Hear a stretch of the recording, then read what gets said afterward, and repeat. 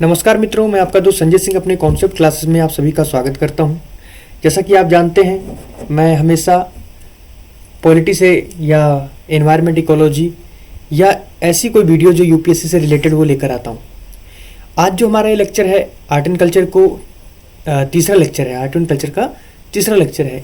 इस लेक्चर में जो लेफ्ट पोर्शन है उसको कवर करने की कोशिश करूँगा, रह जाएगा तो अगले लेक्चर में उसे कवर करूँगा। हालांकि चैप्टर बहुत बड़ा है, ये हम सभी जानते हैं, और पता नहीं है कितना लेक्चर लेना पड़ेगा इसको कवर करने के लिए। मैं आप सभी का स्वागत करता हूं फिर से अपने लेक्चर में, अपने इस पर्टिकुलर चैनल पे। ठीक है, आप लोगों से हमेशा एक छोटी सी रिक्वेस्ट रहती है चैनल को सब्सक्राइब करने की और लाइक करने की। जितना हो सके उतना शेयर कीजिए, क्योंकि यही आपसे मेरी एक फीस है। कंटेंट इतना ज़बरदस्त दूंगा दोस्तों कि मैं चाहता हूं कि मार्केट में इससे बेहतर कोई कम यानी कि कंटेंट नहीं होगा विदाउट फ़ी। मेरा कहने का मतलब यहाँ पर है, फ्री कंटेंट इतना अच्छा कोई दे नहीं पाएगा जितना मैं देता हूँ, क्योंकि मेरी तपस्या है इसके पीछे। मैं इतना परिश्रम करता हूँ, बहुत मेहनत लगाता हूँ, तब जाकर मैं आपके सामने कंटेंट लेके आता हूँ। इस पीडीएफ को, इस पीपीटी को बनाने में मुझे इतना समय लगता है कि मैं जानता हूँ, और उसके 2 से 3 बार पढ़कर मैं आपके सामने इस कंटेंट को आपको डिलीवर करता हूँ। आपको जितना हो सके उतनी मैक्सिमम नॉलेज देने की कोशिश करता हूँ। चलिए स्टार्ट करते हैं आज का लेक्चर, जिसमें बात कर रहे हैं हम लोग लेक्चर के अंदर किसकी, sculptures of the Harappan civilization. आखिरकार हमारे हड़प्पन सिविलाइजेशन में क्या स्कल्पचर्स थे उसके बारे में बात करेंगे। तो हड़प्पन स्कल्पचर्स जो थे उसको एक्सट्रीमली अगर देखा जाए तो अडेप्ट किया गया है हैंडलिंग 3 डायमेंशनल वॉल्यूम्स। कहने का मतलब यहाँ पर यह है कि जितने भी हड़प्पन स्कल्पचर्स हैं उसको 3 डायमेंशन, मतलब अगर कोई भी चीज़ हम 3 डायमेंशन की बात करते हैं, मतलब X axis, Y axis and Z axis. तो इसका मतलब ये हो गया 3 डायमेंशन। अगर सपोज करें आप कोई ग्लास लीजिए हाथ में, तो आपको तीनों डायमेंशन में दिखाई पड़ेगी, मतलब एक्स एक्सिस भी उसमें दिखाई पड़ेगी, वाई एक्सिस भी दिखाई पड़ेगी, और तीसरी जेड एक्सिस भी दिखाई पड़ेगी। इस तरीके के 3 डायमेंशन, यानी कि अगर आपकी बॉडी को आप विजुलाइज कर रहे हैं, आप देख रहे हैं, तो आपकी बॉडी यानी कि आपको 3 डायमेंशन में दिखेगी। अगर आप किसी भैंस को देख रहे हैं, आप किसी गाय को देख रहे हैं, वो भी आपको 3 डायमेंशन में दिखाई पड़ेगी, क्योंकि आप उसका आगे का तो पोर्शन देख ही रहे हैं, उसका पीछे का भी पोर्शन देख पा रहे हैं, मतलब उसकी एक सतह को आप विजुलाइज कर पा रहे हैं। तो उसी फिगर को मैं बताना चाह रहा था कि जिस टाइप के हड़प्पा के अंदर जो स्कल्प यानी हड़प्पन स्कल्प यानी जो सिविलाइजेशन, उसके अंदर जो भी स्कल्पचर्स फाइंड आउट किए गए, वहाँ पर सारे 3 डायमेंशनल यानी कि स्कल्पचर्स देखने को मिले हैं। ठीक, मोस्टली वो सब फाइंड किए गए। उसमें से कौन कौन से हैं, उसमें सील आपको देखने को मिलती है, ब्रॉन्ज फिगर्स देखने को मिलते हैं, और आपको पोर्ट्रीज देखने को मिलती हैं।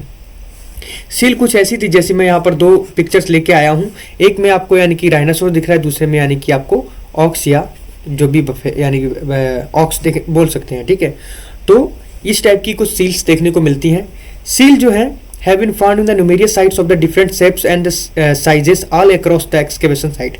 कहने का मतलब यहाँ पर यह है कि जो सील्स हैं यानी कि आर्कियोलॉजिकल साइट से, आर्कियोलॉजिस्ट जो थे उन्होंने बहुत सारी साइट से उसे फाइंड आउट किया, बहुत डिफरेंट शेप्स की जो यानी कि और डिफरेंट साइज की जो सील्स मिली हैं एक्सकेवेशन करके, मतलब खुदाई करके। ठीक है, वो इसमें से भी यानी कि मैंने आपको 2 दिखा दी हैं, और बाकी जो बची हैं आप अपनी बुक में देखिए। उससे भी ज़्यादा अगर आपको चाहिए तो आप गूगल सर्च करिए। ठीक है, जब कोई ना सहारा मिले तो गूगल बाबा आपके साथ है।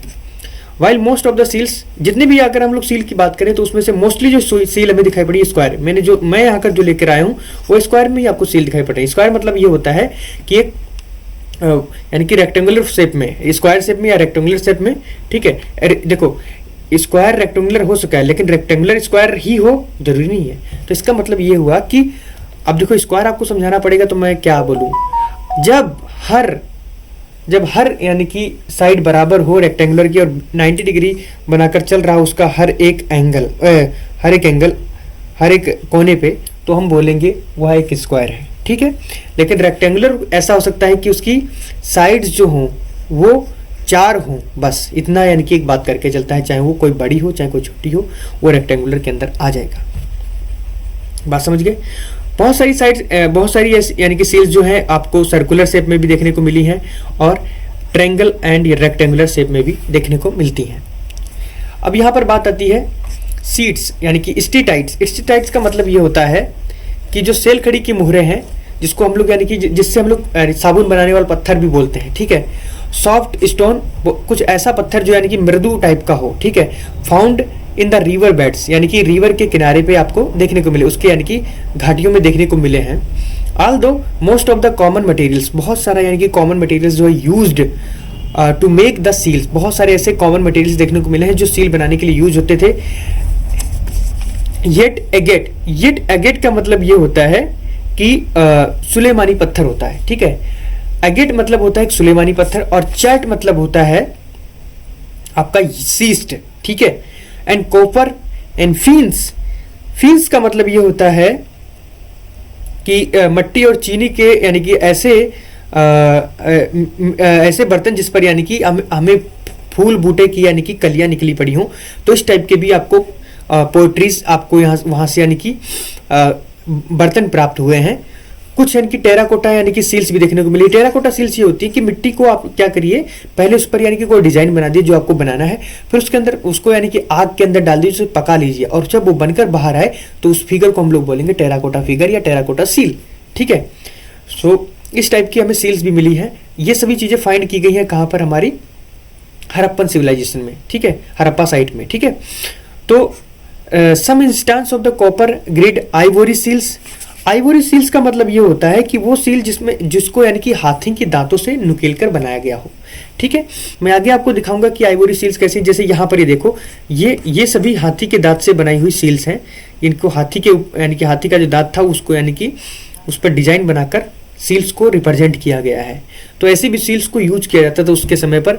और ये सील्स मेनली अगर देखा जाए तो मैं आपको बताना चाहता हूँ, ये खाली यूज की जाती थी, किस लिए इनको यूज किया जाता था कि मार्केटिंग पर्पज के लिए, कमर्शलाइजेशन पर्पज के लिए। मतलब हम एक दूसरे को हाव भाव को प्रकट कर सके कि मैं कहाँ से आया हूँ, वहाँ की ये पहचान है, और मैं यहाँ पर यानी कि सौदा करना चाहता हूँ, मैं यहाँ पर ट्रेड करना चाहता हूँ, जो भी व्यापार करना चाहता हूँ। Most seal have inscription in the pictography. बहुत सारी सील्स जो होती थी उसमें रिटन फॉर्म में इतना देखने को नहीं मिलता है, उसमें सारी पिक्टोग्राफी देखने को। अब जैसे इसमें देखिए एक पिक्चर जो आपको दिखाई पड़ रही है, इसमें भी आपको एक पिक्चर दिखाई पड़ रही है, सेम इसमें भी आपको एक पिक्चर दिखाई पड़ रही है। आप हर सील में देखिए आपको पिक्चर दिखाई पड़ रही है, किसी में कोई लेटर दिखाई नहीं पड़ रहा है। तो हम ये कह सकते हैं ये जितनी भी यानी कि जो स्क्रिप्ट है, जितनी भी यहाँ पर हमें सील देखने को मिली है, वो सारी हमें यानी कि पिक्टोग्राफिक फॉर्म में देखने को मिली है, ठीक है।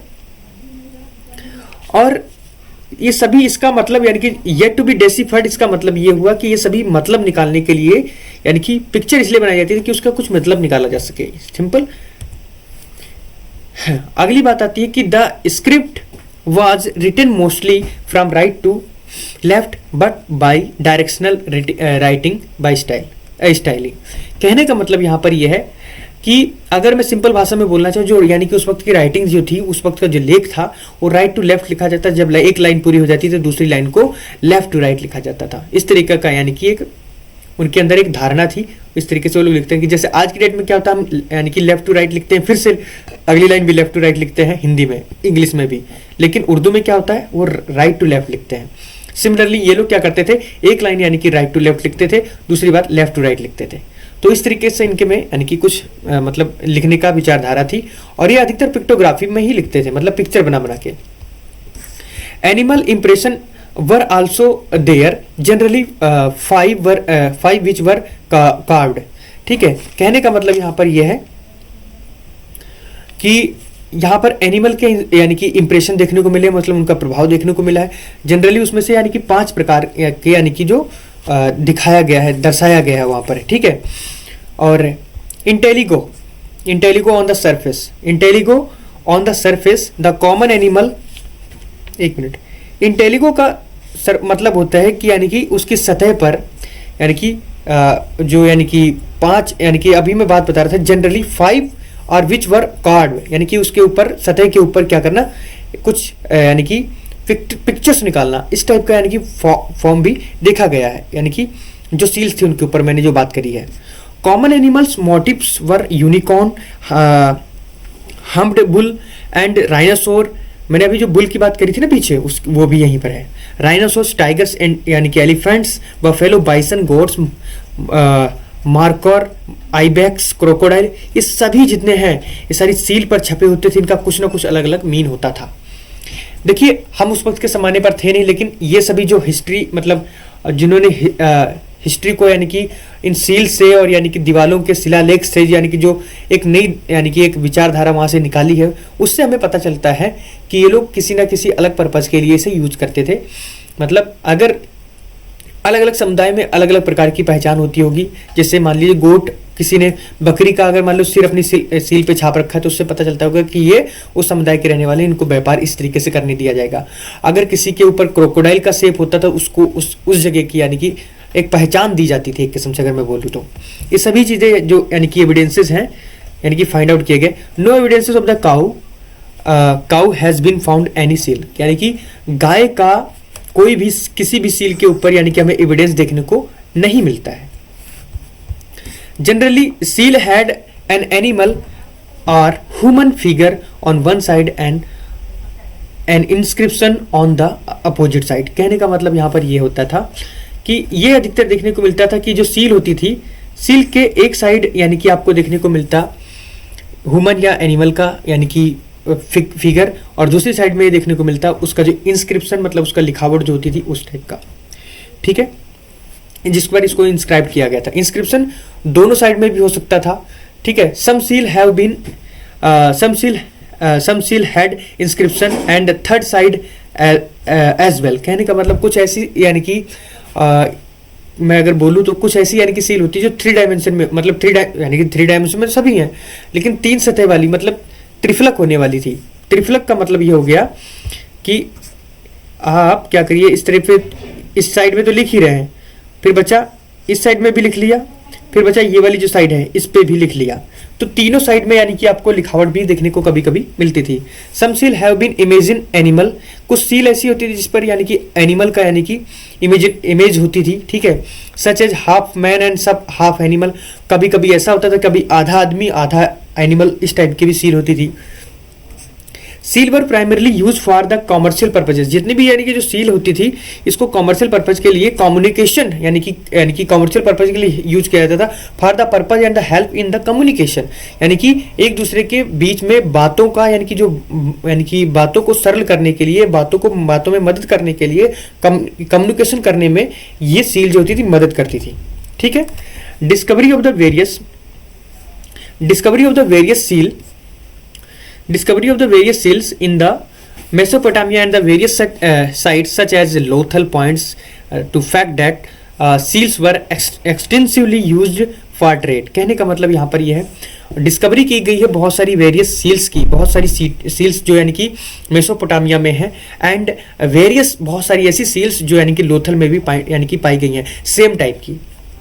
To fact that seals were extensively use for the trade. इससे ये पता लगाया गया कि ये जो सील्स थी, इससे ये पता लगाया गया कि ये सारी ट्रेड पर्पज के लिए यूज की जाती थी। हम लोग अंदाजा है, हमने एग्जैक्ट नहीं फाइंड किया कि हाँ ये उस वक्त मैंने देखा था ये जाता था, ऐसा कुछ भी नहीं है।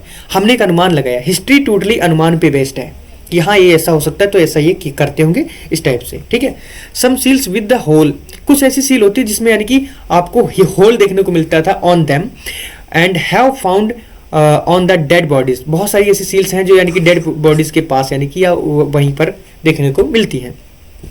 ठीक है, जिसमें होल होता था। This indicates they might have use as emulate carried on the person of their honours and probably. Amulets का मतलब होता है कि ताबीज। कहने का मतलब यहाँ पर ये बहुत सारी जो बॉडीज, डेड बॉडीज हैं, उसमें ये देखने को मिला है कि लोग यानी कि मरे हैं तो उसमें भी ताबीज बांधकर उनको दफनाया गया है। तो इससे पता चलता है, this indicate they have might have used amulets, यानी कि इससे पता चलता है कि लोग यानी कि जो थे वो अपनी यानी कि ताबीज जो थे उसमें बांधकर यानी कि रहते थे, और जब वो मरते थे तो उसमें क्या होता था, उनका पूरा बॉडी पोस्चर जो था, मांस जो था खत्म हो जाता था, खाली ताबीज वहाँ पर बची मिली है। तो इससे पता चलता है कि वो लोग ताबीज भी यानी कि जो सील्स थे उनको बांधकर रहते थे वो लोग।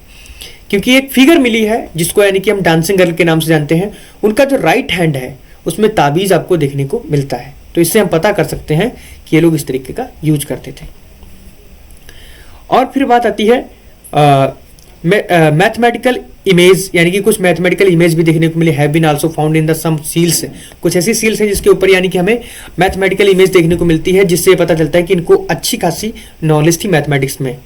might have been also might have been used for the educational purposes as well। यानी कि ये सभी जो सील्स थी शायद हो सकता है ये लोग, जैसे आज बहुत पुराने ज़माने की अगर बात बताऊं, मैं अगर मेरा ना बताऊं तो मतलब पहले लोगों की बात बताऊं तो उनके पास पन्ना नहीं होता था, तो वो क्या करते थे, एक पटली होती थी, उस पे उसके ऊपर चाक से लिखा करते थे। तो सिमिलरली ऐसा होगा इनके लाइफ में, कुछ ऐसा रहा हो कि उस सील्स को यानी कि एजुकेशनल पर्पज़ के लिए यूज़ करते हो, दिखाते हो बच्चों को, ये देखो इस तरीके का ये वो जो भी है, जिस तरीके बताना, अपनी लैंग्वेज में समझाना, जो भी इनकी लैंग्वेज रही हो बताते होंगे। शायद एजुकेशन पर्पज़ के लिए मैं कह सकता हूँ कि उन सील्स को ये लोग यूज करते थे। जैसे यहाँ पर आप देखना चाहो तो ये बहुत ही पशुपति, जिसको यानी कि हम लोग यानी कि पशुपति सील के नाम से जानते हैं, वो बहुत फेमस सील है और उसमें यानी कि बहुत सारे यानी कि इमेजेस के बारे में भी बताया गया। जैसे नीचे 2 हिरन के बारे में बताया गया है, इधर राइनासोर्स के बारे में, इधर यानी कि क्रोकोडाइल के बारे में, इधर आपको यानी कि एक यानी कि इधर आपको यानी कि हाँ लाइन देखने को मिलेगा, और बहुत सारी डिफरेंट ऐसी इमेजेस हैं जो हमें देखने को मिलती हैं। तो seals with the symbol similar to the swastika have been found, यानी कि ऐसी भी सील्स देखने को मिली हैं जो स्वास्तिक सिंबल होता है, ये वाला सिंबल, इस टाइप की भी कुछ सील्स हमें देखने को मिली हैं। तो इससे पता चलता है कि ये लोग कुछ यानी कि मतलब क्या बोलूँ मैं, हाँ भजन या कीर्तन जो भी है सो भी है, ये लोग मतलब आस्तिक विचारधारा की थे, ठीक है, इस टाइप की, यानी कि इनके अंदर कुछ ना कुछ रहा होगा, ठीक है। तो ये एक सील जो मैंने तुम्हें दिखाना चाह रहा था, ये सील बहुत इंपॉर्टेंट है, इसको देख लेना एक बार, जरूर इस पर फोकस करना, क्योंकि इसमें बहुत सारी चीज़ें छिपी हैं और कभी कभी क्वेश्चन अराइज हो जाता है इससे, पशुपति सील से। और यूनिकॉर्न सील जो मैंने पहले बता चुका हूँ, जिसमें एक यानी कि एक सींग वाला गेंडा, ठीक है। अब बात आती है यहाँ पे कि पशुपति सील, अब जो मैंने पीछे पशुपति सील दिखा उसमें बता रहा हूँ मैं, steatite seal discovered at Mohenjodaro, यानी कि ये जो सील है इसको यानी कि जो सेल खड़ी की ये जो यानी कि सील है, इसको यानी कि मोहनजोदारो पे यानी कि डिस्कवर्ड किया गया है, और मतलब वहाँ से खोजा गया है। और यहाँ पर एक यानी कि क्या देखने को मिलता है, एक ह्यूमन फिगर है जिसको यानी कि एक भगवान के हिसाब से माना गया है, जो यानी कि सिटिंग क्रॉस लेग्स, यानी कि जो अपनी दोनों पैरों को क्रॉस करके बैठा हुआ है, ठीक है, जैसे भगवान शिव बैठते हैं पद्मासन में, ठीक है। और यहाँ पर ये देखने को मिलता है कि figure refer to as a Pashupati, यानी कि इस फिगर को पशुपति भगवान के नाम से जाना जाता है। और जिसने क्या कर रखा है, 3 सींग वाला एक यानी कि मुकुट पहन रखा है, हेड गियर, ठीक है, और सराउंडेड है एनिमल से, चारों तरफ एनिमल से घिरा हुआ है, ठीक है। An elephant, a tiger, three there on the left, यानी कि यहाँ पर ये जो बैक साइड में अगर आऊँ मैं तो यहाँ पर लेफ्ट साइड में, लेफ्ट किधर हुआ, इधर, तो टाइगर एंड क्या बोला था अभी, टाइगर और एलिफेंट। तो यहाँ पर हमें टाइगर और एलिफेंट देखने को मिलते हैं, ये एलिफेंट हो गया, ये टाइगर हो गया, ये हमें देखने को मिलते हैं। और दूसरा buffalo and rhinoceros and buffalo on the right side. So यहाँ पर हम देखते हैं कि देखो buffalo and rhinoceros, buffalo and rhinoceros on the other side हमें देखने को मिलते हैं, मतलब राइट साइड में। तो इससे पता चलता है कि ये यानी कि उस वक्त ऐसा पता चलता है ये पशुपति हैं, मतलब पशुओं के पति, नाम से ही पता चल रहा है पशुओं के पति, मतलब पशुओं पर रक्षा करने वाले, ठीक है। एंड 2 एंटीलोप्स, 2 एंटीलोप्स मतलब 2 हिरण जो है यहाँ पर नीचे दिखाए रखे हैं, ये ठीक है, दिख रहा होगा, मैं बता रहा हूँ। 2 antelopes are shown in the below seat of the figures, ये जो फिगर की निचली सीट है, सीट के नीचे 2 फिगर यानी कि 2 फिगर हैं किसके, एंटीलोप्स के, 2 हिरण के, जिससे पता चलता है ये सभी का रखवाली करने वाला एक भगवान है जिनको पशुपति के नाम से जाना जाता है। कुछ लोगों ने इन्हें शिवा भी बोला, शिवा मतलब लॉर्ड शिवा। ब्रोंज फिगर बहुत सारी बुक में ऐसे मेंशन कर रखा है, लेकिन मुझे इस बुक में कुछ ऐसा नहीं मिला तो मैं ये बात मेंशन नहीं करना चाहता हूँ, लेकिन आप खुद समझ लीजिएगा अगर सर्च करना तो। ब्रोंज फिगर्स, कुछ ऐसे फिगर जो ब्रोंज मतलब यानी कि कांसे से बने हों, ठीक है। Harappan civilization saw a wide scale practice of bronze casting, bronze statue were made using the lost wax techniques are cire perdue. कहने का मतलब यहाँ पर यह है, सिंपल तरीके में अगर साधारण भाषा में बोलना चाहूँ तो बहुत सारे ऐसे ब्रोंज फिगर हैं जिनको बनाया गया है किस तरीके से, एक एक टेक्निक होती है जिसमें क्या करते हैं, पहले यानी कि पूरा मोम आप लेंगे और मोम से एक फिगर को बनाएंगे अच्छे से डिजाइन करके। फिर क्या होगा, उसके ऊपर मिट्टी से पूरा उसको थेप देंगे, चारों तरफ से बंद कर देंगे उसे। और फिर क्या करेंगे, नीचे एक छोटा सा घुल बनाएंगे, मतलब एक सुरंग बनाएंगे। और फिर क्या होगा, जब वो मेरा सिंपल बात, पहले मूर्ति बनाई किसकी, मोम की। फिर उसके ऊपर मिट्टी को यानी कि पूरा थेप दिया और फिर उसे सूखने दिया। जब वो पूरा सूख जाएगा तो नीचे से एक छोटा सा होल बना देंगे, ठीक है, और ऊपर से बड़ा सा होल बना देंगे, जहां से हम क्या करेंगे, उस यानी कि जो मटेरियल है, ब्रोंज मटेरियल है, उसको डालेंगे। जब उस ब्रोंज मटेरियल को डालेंगे तो वैक्स जो होगा पिघल के नीचे से होल से निकल जाएगा। वैक्स जो होगा, इस मान लो सपोज करो ये फिगर है, यहाँ पर मैंने होल बनाया, तो ऊपर से मैंने बड़ा सा होल से यानी कि ब्रोंज को डाला। अब वो ब्रोंज जब होगा तो ये जो वैक्स इसके अंदर है, मतलब मोम जो है, पिघल कर इस होल से निकल जाएगा। और जब निकल जाएगा एट द लास्ट, पूरा जो ब्रोंज इसके अंदर आ जाएगा। और जिस तरीके की जो तस्वीर पहले बनी थी यानी कि मोम की, अब वो क्या हो जाएगा, पूरा ब्रोंज फिगर को अडॉप्ट कर लेगा। फिर क्या होगा, जब वो फिगर यानी कि पूरा जो यानी कि ब्रोंज का जो फिगर था उसे पूरा मजबूत जब हो जाएगा, तो मिट्टी का ऊपर से यानी कि जो ये सांचा था इसे हटा दिया जाएगा और एट द लास्ट हमें देखने को मिलता है एक ब्रोंज फिगर तैयार हो जाती है हमारे सामने। तो इस टेक्निक को हम लोग यानी कि सायर पर्ड्यू के नाम से भी जानते हैं, ठीक है। ये टेक्निक आज के डेट में भी यानी कि बहुत सारी कंट्रियों में यूज की जाती है, ठीक है। तो इन दिस टेक्निक वैक्स जो होता है यानी कि वैक्स कोटेड मटेरियल जो होता है नीचे निकल जाता है, और जो क्ले होता है उस यानी कि उसको फोड़कर यानी कि जो क्ले कोटेड फिगर होता है, ठीक है, वो हीटेड के द्वारा यानी कि, हाँ मैंने जो बताया टेक्निक वही थी, यानी कि उसको क्ले वाली मिट्टी को हटा दिया जाता है, उसके अंदर जो वैक्स होता है पूरा वैक्स निकल जाता है, और जो यानी कि जो कांसा जो यानी कि लिक्विड कांसा उसके अंदर भरा गया था, अब उसके अंदर पूरा जम गया है, फिर उसके ऊपर से मिट्टी को हटा दिया जाता है।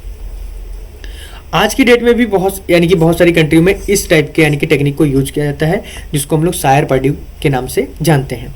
इसका एग्जाम्पल अगर बोलूँ तो डांसिंग गर्ल है। डांसिंग गर्ल ये आप देख सकते हो, ये एक डांसिंग गर्ल है, इसको उसी तरीके से बनाया गया है, मोम की पहले बनाई गई होंगी ये, और उसके बाद इसके ऊपर मिट्टी का पूरा लेप लगाया गया, मतलब मोटा सा, और फिर उसे यानी कि पूरा जब पक गया वो अच्छे, मतलब यानी कि जब वो पूरा यानी कि धूप में अच्छे से पक गया, मतलब पक्का हो गया, फिर उसके अंदर क्या किया गया, मैंने जो बताया था, कांसे का एक घोल, मतलब जलता हुआ घोल, उबलता हुआ घोल इसके अंदर डाला गया, पूरा वैक्स जो था बाहर निकल गया और उसके अंदर ये बनकर तैयार हो गई, और फिर उस मिट्टी के खोखलेपन को हटा दिया गया और एक आपके सामने एक डांसिंग गर्ल बन गई। अगर डांसिंग गर्ल के बारे में कुछ जानना चाहे तो हम लोग इस तरीके से जान सकते हैं, ये वर्ल्ड की सबसे यानी कि ओल्डेस्ट ब्रोंज स्कल्पचर है, ठीक है, और ये मोहनजोदारो में पाई गई है, ठीक है। ये 4 इंच की यानी कि 4 इंच की एक डिपिक्टेड नेक्ड गर्ल, नंगी औरत या नंगी लड़की का एक यानी कि क्या है, एक स्कल्पचर है, एक यानी कि मूर्ति है, और जिसने क्या कर रखा है, अपने जो उल्टा हाथ है, मतलब यानी कि लेफ्ट हैंड है, उसमें यानी कि ऑर्नामेंट्स, सॉरी हाँ, एक उसने बियरिंग कर रखा है ऑर्नामेंट्स, मतलब गहने आभूषण पहन रखे हैं गले से, जो भी यानी कि जो भी है हाथ में जो भी है, ठीक है। और इसमें यानी कि ये देखने को मिलता है, बैंगल्स पहन रखे हैं उसने लेफ्ट हैंड में, और एक ताबीज पहन रखा है उसने राइट हैंड में, एंड ब्रेसलेट यानी कि राइट हैंड में। ये देखो यहाँ पर, एक मिनट, यहाँ पर इसने ब्रेसलेट पहन रखा है और यहाँ पर इसने ताबीज पहन रखा है, इस हाथ में यहाँ पर यानी चूड़ियाँ पहन रखी, बैंगल्स जिसे हम बोल रहे हैं, और यहाँ पर इसने नेकलेस पहन रखा है, ठीक है। इस तरीके से इसका यानी कि, और ये जिस स्टाइल में खड़ी है इसे बोलते हैं त्रिभंगा, ठीक है, क्योंकि इसने अपना एक हाथ जो है राइट हाथ वो अपनी हिप पर रख रखा है, ठीक है, हिप के ऊपर रख रखा है, तो इस पोस्चर को हम लोग बोलते हैं त्रिभंगा पोस्चर। अब बात आती टेराकोटा फिगर। आखिरकार टेराकोटा इतना क्यों प्रचलित हुआ और क्या इसकी जरूरत थी हमें? तो terracotta refers to the use of the fire baked clay, यानी कि ये किससे बना? फायर बैग्ड क्ले मतलब अगर मैं बोलूँ तो मिट्टी को पकाना, मिट्टी को पकाना, fire baked clay for making sculptures, यानी कि उससे क्या, यानी कि मिट्टी को पहले डिजाइन कर देना कि उसमें यानी कि किस तरीके की तस्वीर होनी चाहिए, फिर उसे यानी कि पकने के लिए आग में डाल देना, और जब पककर तैयार हो तो एक तस्वीर बन जाएगी, ठीक है। और मैं अगर बोलूँ तुम्हें कि टेराकोटा जो फिगर है, terracotta refers to the use of the fire baked clay for making the sculptures compare to the bronze figures, terracotta sculptures are less in the numbers and crude in shape and forms. कहने का मतलब यहाँ पर ये है, simple तरीके से अगर बोलना चाहूँ मैं, कि जो हमारा यानी कि टेराकोटा फिगर्स हैं वो कम संख्या में मिले हैं एज कम्पेयर टू हमारे ब्रॉन्ज स्कल्पचर्स के, ठीक है। और दूसरी बात, इनका शेप और उतना अच्छा यानी कि नहीं देखने को मिला जितना अच्छा आपको स्कल्पचर्स का, जिसके यानी कि ब्रॉन्ज के जो स्कल्पचर्स हैं। सिंपल तरीका है, क्योंकि आप एक ईंट का कोई यानी कि स्कल्पचर्स बनाइए, मतलब ईंट जो है वो एक मान लीजिए स्कल्पचर्स है, और एक कोई यानी कि ब्रॉन्ज का स्कल्पचर्स मान लीजिए, तो मेटल ज़्यादा देर तक यानी कि अच्छी बनी रहेगी, और जो मिट्टी है, ईंट जो है वो यानी कि मिट्टी में रहकर क्या हो जाएगा, समय के अनुसार जब उसमें पानी लगेगा, जो भी होगा, तो वो धीरे धीरे डिकेइंग होने लगेगी। तो उसका यानी कि जो यानी कि एक किस्म से शाइनिंग वगैरह या उसकी जो कहते नहीं है सतह वगैरह अच्छी नहीं रह पाएगी, खुरदरी सतह हो जाएगी, ठीक है। They were made using pinching method. एक पिंचिंग मेथड होता है, देखिए हम इतना याद रखेंगे कि पिंचिंग मेथड भी होता है। अब ये नहीं जानेंगे कि एक्चुअल में पिंचिंग मेथड किस तरीके से काम करता है, क्योंकि हम यहाँ पर यूपीएससी निकालने के लिए आए, ना कि यहाँ पर हम आर्कियोलॉजिस्ट या हम यहाँ पर कोई साइंटिस्ट बनने के लिए आए हैं। ये सभी चीज़ें यानी कि जो हम यहाँ पर बता रहे हैं कि आखिरकार ये किस तरीके से यानी कि टेराकोटा फिगर बनाते थे। ये टेराकोटा फिगर जो है स्कल्पचर्स यानी कि पिंचिंग मेथड अगर बात करें, जैसे ईंट आज बनती है, ईंट के अंदर डाला, मतलब उस कांचे के अंदर डाला, बाहर निकाला, डाला, बाहर निकाला, डाला, बाहर निकाला, इस तरह का सिस्टम हो सकता है, मैं उम्मीद जताता हूँ जहाँ तक है, ठीक है। Have been mostly sites of the Gujarat. कहने का मतलब यहाँ पर यह है कि बहुत सारी यानी कि जो टेराकोटा फिगर्स की जो साइट हैं गुजरात के अंदर और कालीबंगा के अंदर देखने को मिली हैं। जो टेराकोटा है वो जनरली अगर देखा जाए टॉयज बनाने के लिए, एनिमल्स बनाने के लिए, एनिमल के फिगर बनाने के, मिनिएचर, कार्ट एंड अनव्हील टाइप का यानी कि जो भी खिलौना टाइप का बनाना है, सब वहाँ पर यानी कि हमें देखने को मिलता है। अगर हम बात करें, इसमें एक एग्जाम्पल है मदर गॉडेस, जिसको यानी कि एक टेराकोटा फिगर के नाम से भी जाना जाता है, बहुत प्रचलित है मदर गॉडेस, और मास्क ऑफ हॉर्न्ड डाइटी के नाम से भी दूसरा यानी कि एक स्कल्पचर्स है, उसको भी यानी कि जाना जाता है, जो कि एक टेराकोटा फिगर है। मदर गॉडेस की अगर बात करूँ तो ये एक फिगर आप देख लीजिए, ये भी यानी कि टेराकोटा फिगर है जो मदर गॉडेस का है। अगर आप मदर गॉडेस के बारे में जानना चाहते हैं तो आप, मैं सिंपल तरीके से बोलना चाहूँ तो ये इन द साइड से इसे यानी कि फाइंड आउट किया गया है, और मतलब सिंधु सभ्यता से इसे फाइंड आउट किया गया है। और इससे कुछ यानी कि हाइलाइट्स हमें देखने को मिलते हैं इंपॉर्टेंस के लिए, कि it is a crude figure, यानी कि यहाँ पर of standing female adorn with the necklace. कहने का मतलब ये एक इस टाइप का फिगर है जो रौद्र यानी कि रौद्र प्रभाव यानी कि दिखा रहा है। रौद्र मतलब कुछ गुस्सा दिखाता हुआ एक यानी कि एक आइडल है हमारे पास, जिसने क्या कर रखा है, एक नेकलेस पहन रखा है, हैंगिंग ओवर प्रोमिनेंट ब्रेस्ट, जिसके स्तन के ऊपर लटका हुआ वो, यानी कि मतलब जो थन मतलब होते हैं, और जैसे गाय के इसी तरीके से औरत के भी होते हैं, तो उसके ऊपर तक यानी कि ये जो नेकलेस है नीचे तक फैला हुआ है, ठीक है। तो मतलब उसके जो स्तन है, स्तन के ऊपर तक यानी कि ये नेकलेस आया हुआ है।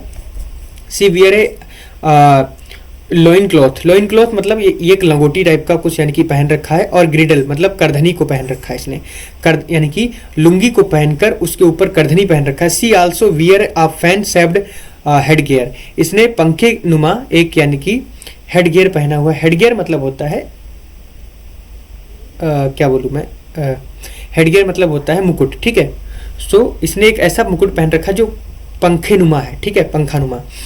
The facial features is also very crudely, इसका जो फेशियल फीचर है मतलब इसका जो मुखमंडल है एक किस्म से वो थोड़ा क्रूड टाइप का है, मतलब एक मतलब गुस्से टाइप का है। लेक ऑफ फिंसनेस, इसके अंदर यानी कि हमें यानी कि किसकी कमी दिखाई पड़ रही है, चतुराई की कमी दिखाई पड़ रही है, ठीक है। She was probably worship for, इसको ये माना जाता है कि इसकी जो पूजा की जाती होगी फॉर यानी कि प्रोस्पेरिटी, धन आने के लिए। सी माइट भी, हमें इसे यानी कि इस तरीके से भी एक ट्रीट किया गया है as a goddess of fertility, यानी कि उर्वरता की देवी इसे माना जाता है। हम लोग मान के चल रहे हैं, अब वो लोग क्या मानते थे कुछ पता नहीं है, लेकिन जो हमारे यानी कि आर्कियोलॉजिस्ट ने बताया या हिस्टोरियन ने बताया है तो हम उनके अनुसार ही चलेंगे। हमारे एग्जाम में अगर क्वेश्चन आएगा तो who was the goddess of fertility in the Indus valley civilization, just we answer there the mother goddess is the goddess of fertility in the Indus civilization. We just answered like that. हम लोग इसी तरीके से answer देंगे।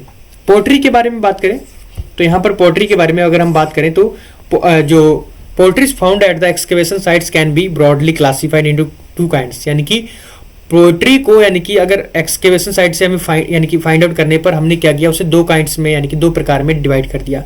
एक तो pottery थी हमारी प्लेन टाइप की पोट्री, दूसरी हमारी होगी पेंटेड पोट्री। ठीक है, तो पेंटेड पोट्री जो होती है also known as red and black pottery, यानी कि अभी तो यानी कि पोट्री की बात कर रहे थे। पोट्री को दो भागों में डिवाइड कर दिया गया। पोट्री क्या होती है, एक किस्म से बर्तन जो मिट्टी के बने हुए थे उनसे, यानी कि मिट्टी के या चीनी मिट्टी के बने हुए बर्तन जिनको हम लोग खाने पकाने के लिए यूज करते हैं। ठीक है, तो वो बर्तन को दो भाग में डिवाइड किया गया, जिसमें यानी कि प्लेन पोट्री और दूसरी painted pottery. Plain pottery simple, जिस पर कुछ भी यानी कि फिगर उगर ना हो, और पेंटेड पोट्री मतलब जिसके ऊपर कुछ पॉलिश वगैरह किया गया हो, और उसको दो भाग में आगे फर्दर डिवाइड किया गया। एक तो यानी कि रेड एंड ब्लैक पोट्री, यानी कि लाल और यानी कि ब्लैक टाइप काले कलर की जो पोट्री होती है, इस टाइप से।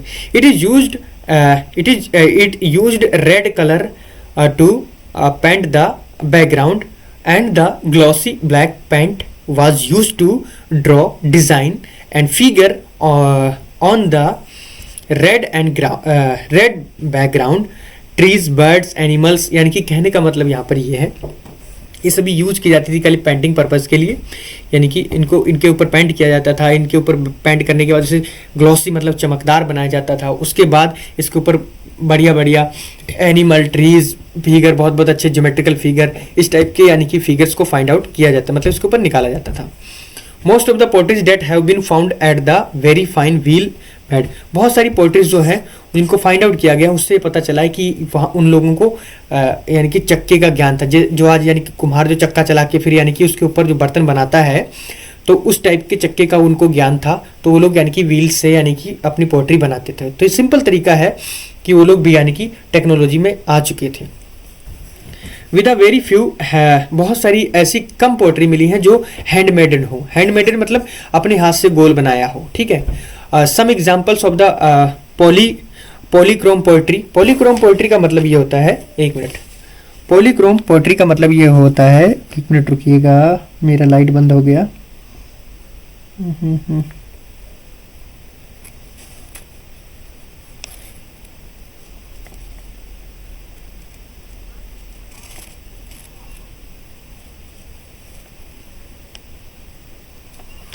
हाँ, पॉलीक्रोम मतलब यानी कि बहरंगा, यानी बहुत रंगों वाली पोट्री, जिसको यानी कि यूज किया गया हो अपना यानी कि बर्तन बनाने के लिए। ठीक है, ये समझ गए मेरी बात।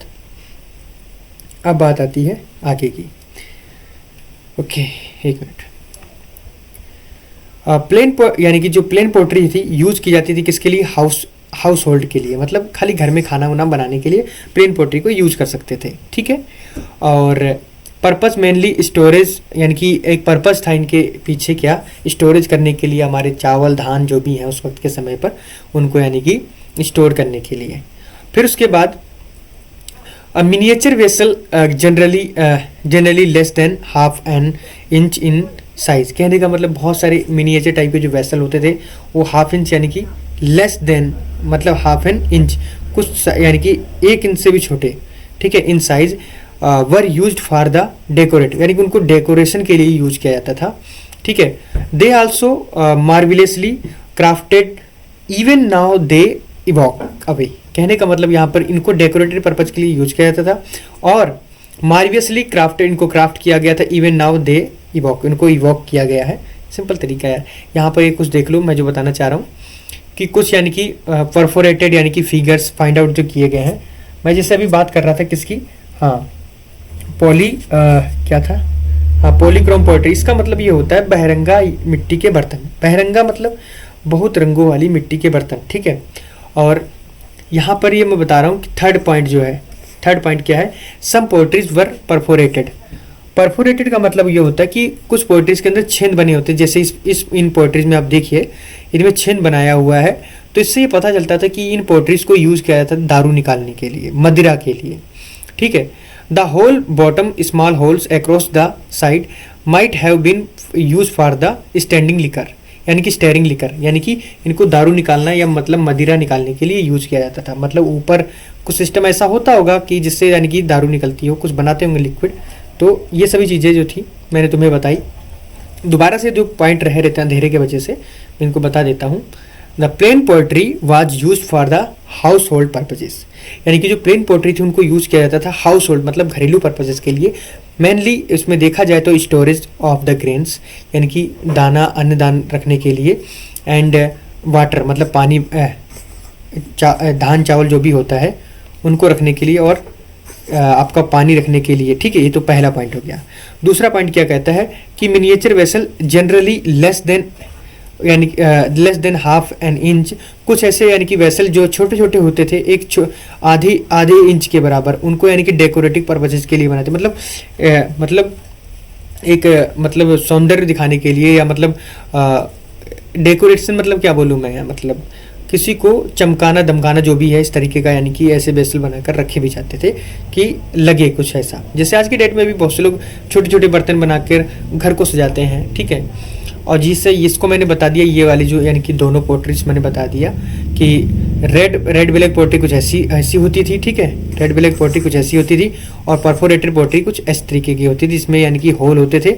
ठीक है, इस टाइप से, जिसमें यानी कि अब भाप निकलती होगी और नीचे उस भाप को स्टोर किया जाता हुआ एज ए लिकर। ठीक है, ये सभी चीज़ें थी इस लेक्चर की जो मैंने आपको समझाई, और आशा करता हूँ आपको लेक्चर अच्छा समझ में आया होगा। कहीं मुझसे कमी रही हो तो मुझे माफ़ करना। तब तक के लिए अगला लेक्चर जो होगा उसके लिए मैं अच्छे से लेक्चर को वेल प्रिपेयर्ड होकर लेके आऊँगा। तब तक के लिए जय हिंद मेरे दोस्तों, और लेक्चर को जितना हो सके उतना शेयर कीजिए, लाइक कीजिए, और सपोर्ट तो करिए मुझे सब्सक्राइब करके। Thank you.